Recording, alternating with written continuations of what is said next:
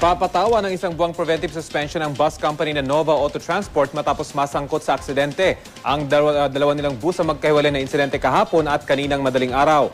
Kailangan ding sumailalim sa drug test sa seminar ng kanilang mga driver at konduktor. May ulat on the spot si Ian Cruz. Ian?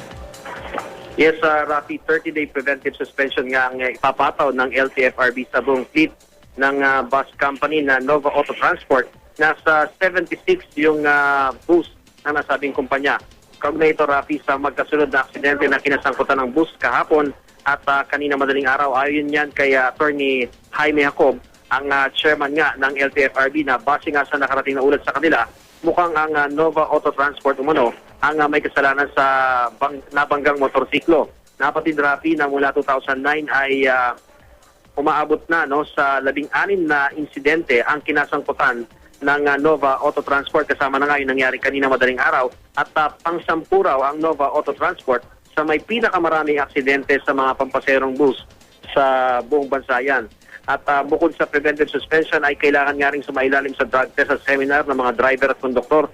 Kailangan ding inspeksyonin for roadworthiness ang lahat ng mga units ng kanilang mga bus.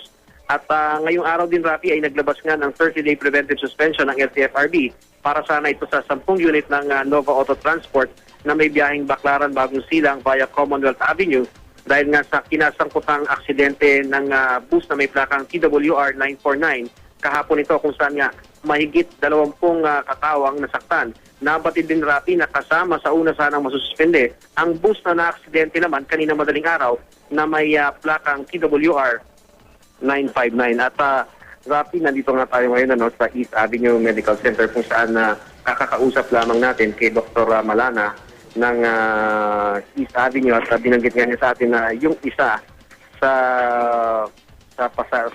rider nitong motorsiklo na nabanggangan nitong Nova Transport Bus ay namatay na raw at nasa morgue na ito. Samantalang yung isang minor de edad na binabanggit nitong si Dr. Malana nakasakay nitong namatay na rider ay narito pa rin sa ospital at ay siya patuloy na ginagamot dito sa East Avenue Medical Center. Patuloy, Rafi, ang ating effort na makuha nga itong panig ng Nova Auto Transport, pero hanggang sa ngayon ay hindi pa rin natin nakakausap yung kanilang pamunuan hinggil nga dito sa suspension order o sa preventive suspension order na ito ng LTFRB, Rafi.